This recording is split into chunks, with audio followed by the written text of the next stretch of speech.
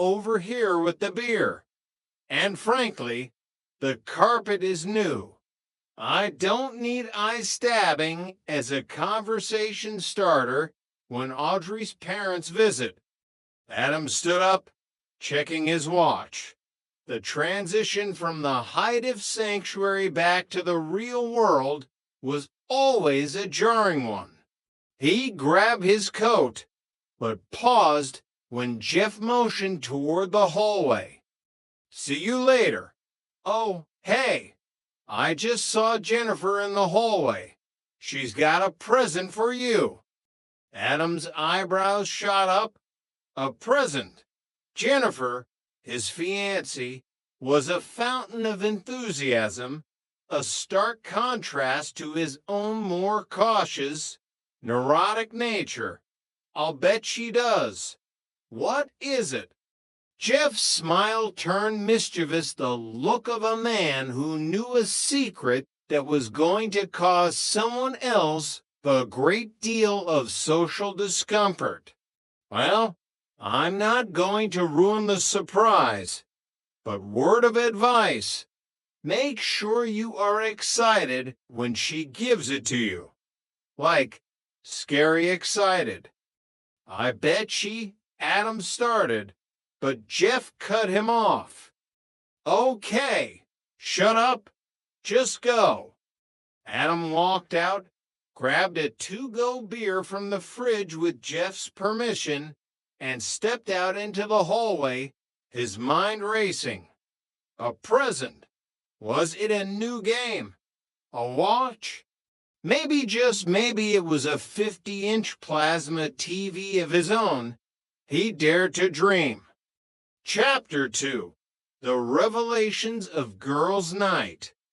While the men were worshiping at the altar of the digital grid, Audrey Bingham had been out with the girls.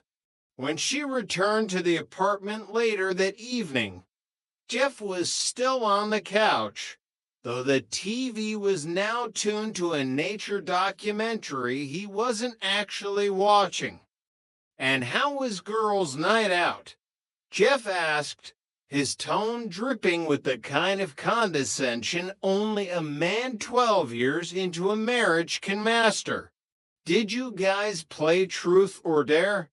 Try on each other's bras? Tell me there were pillows involved."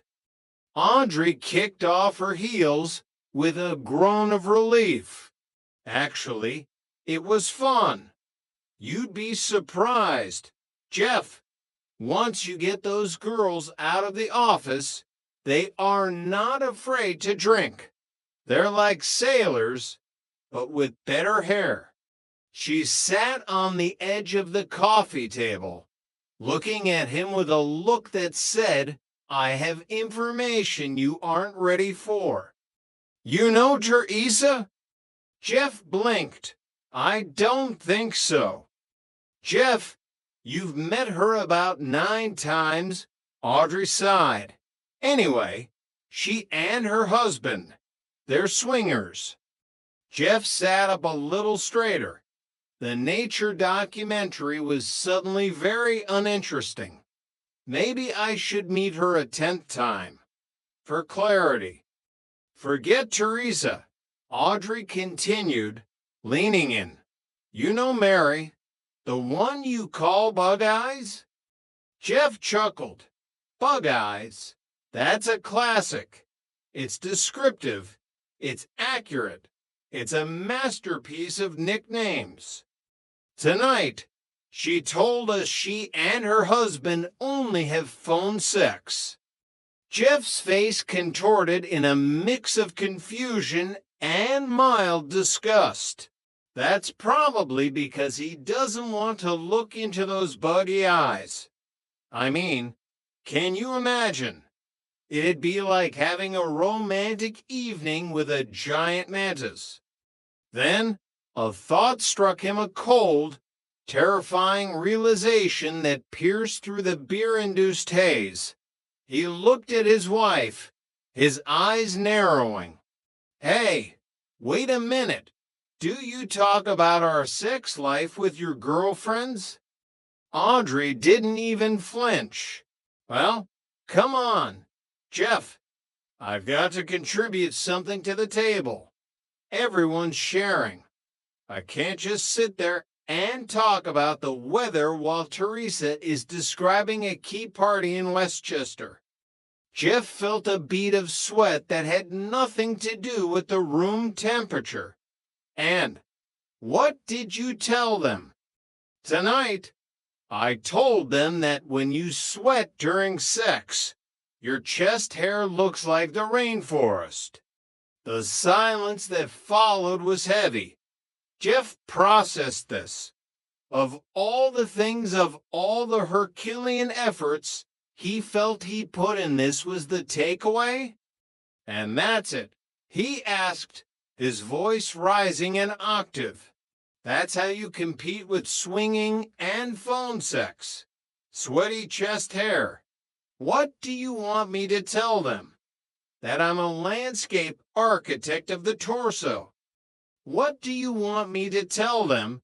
Jeff, Audrey countered, her voice playful, but sharp. I don't know. Maybe something that includes the word satisfied, or exhausted, or maybe even filthy.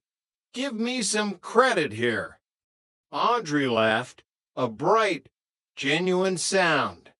Yeah, are those the kind of stories you tell Russell and Adam? Jeff crossed his arms, regaining his dignity.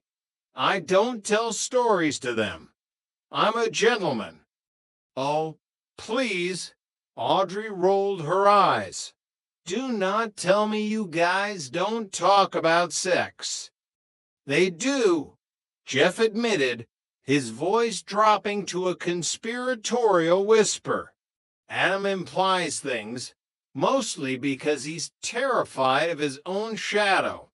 Russell gives details terrifying, anatomical details, and usually demonstrates with the salt and pepper shakers if we're at the diner. But me, I keep it locked down. He paused, a devious glint in his eye. Maybe now I'll just tell them everything. Everything? Audrey challenged. Jeff leaned back, his bravado returning. All right, both things. Chapter 3, The Message and the Messenger. Across the hall, Adam was experiencing a different kind of revelation. Jennifer had indeed given him his present. It was wrapped in expensive paper with a bow that looked like it had been tied by a professional. Go ahead, open it, Jennifer chirped, her eyes wide with anticipation. Adam tore the paper away, his mind still hoping for a gadget, a tool, or something with a battery. What he found instead was leather and a strap.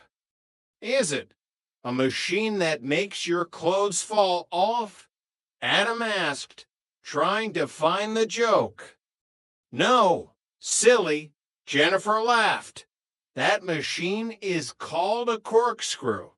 Go ahead, take it out. Adam pulled the object from the box.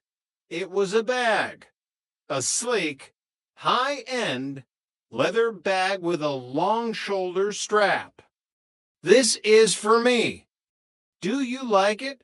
Jennifer asked, leaning in. Look at it. Oh, I bet there's something inside. Adam reached into one of the many compartments and pulled out a soft, padded piece of material. It's a pad for the shoulder strap? Yes, it's so cushy. Jennifer was practically vibrating.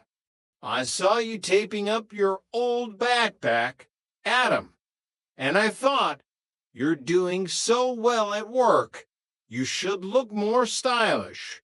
You know, more like a real grown-up, a rising executive. Adam looked at the bag. Then he looked at his old backpack sitting